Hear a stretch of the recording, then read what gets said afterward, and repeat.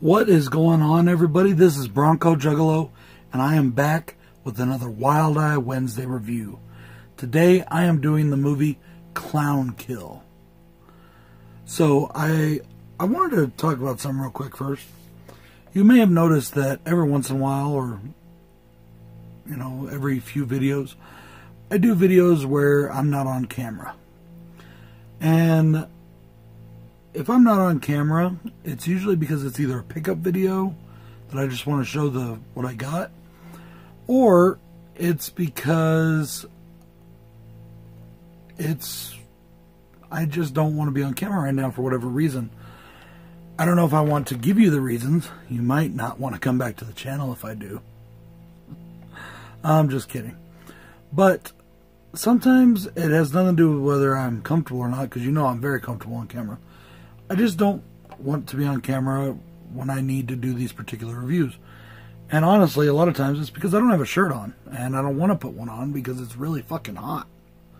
But anyways, getting back to Clown Kill.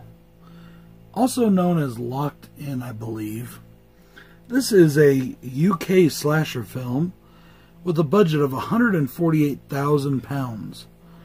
Now, this film did get some mainstream and international exposure and also notoriety due to the fact that its star, Jessica Cunningham, who plays Jenny, is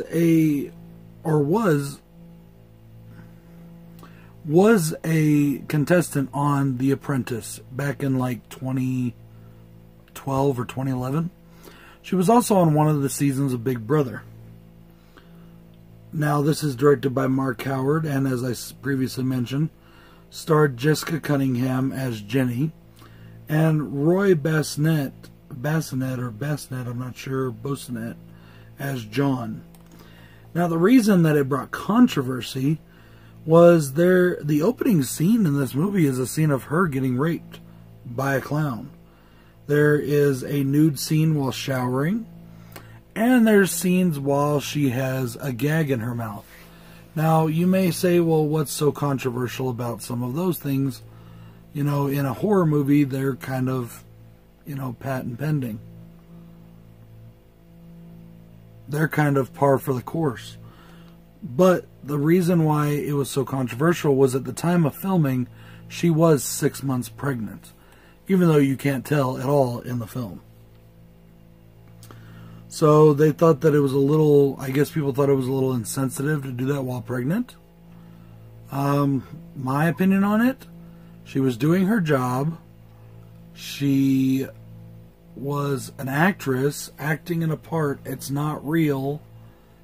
And as long as there was nothing that could hurt the baby, which, judging by the scenes I saw, there wasn't, I don't see the issue there.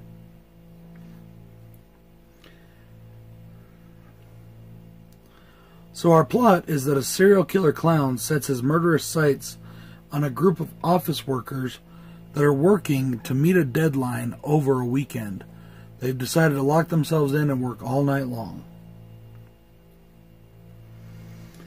Now, honestly, guys, this is very much a middle-of-the-road slasher. It's not bad, but it's not great. It has decent enough kills. It has, you know, an interesting enough story. There are some cons. One of my cons is that the dialogue is so low, it's practically inaudible.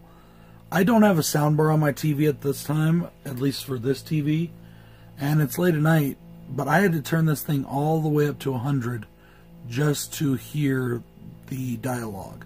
And I had to turn my fan off, which made it really hot. My next con is that there is a lot of filler in this movie. Now, this film only runs about an hour and 19 minutes, but it still seemed like there was just a lot of stuff that didn't need to be in there, that they could have filled with more of the clown, more of the killing part, more of the horror part. There's a lot in this movie that just takes up time. Now, with that being said, I do have a few things that I really did like. The special effects makeup is really good. the kills themselves, while they are good and interesting, and there's one that's really cool. It's a well, I don't want to give it away, but it's just a really cool kill. Most of them are cutaway kills, but the special effects makeup and the special effects makeup and the character makeup is really done well. It's really good. The blood is good. The gore, if there's a little bit of gore. It's not a big gore film. It's all pretty good. I really did enjoy it. My biggest pro for this movie is Charlie the Clown. Charlie the Clown is a thoroughly enjoyable character. He's a great bad guy. He's a great killer. Not quite as good as, say, Art, and the performance is not near as good. But, and this clown talks, it's still a fun portrayal, and I really did enjoy Charlie the Clown. Now, I also love the bad guy reveal when we find out who Charlie really is. And I'm not going to give that away.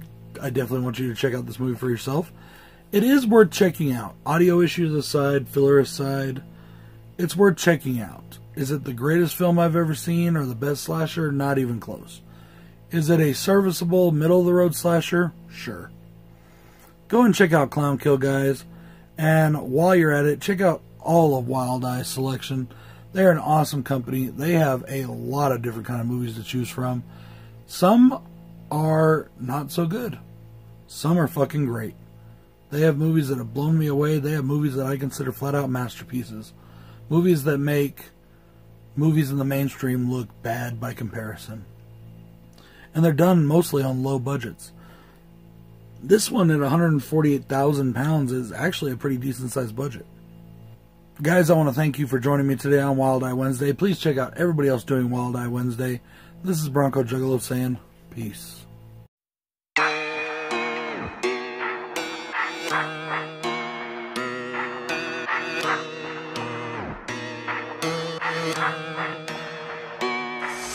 Somebody should have told you I'm the wrong one. All fun and games until you see me with the shotgun. Homie, I'm the wrong one.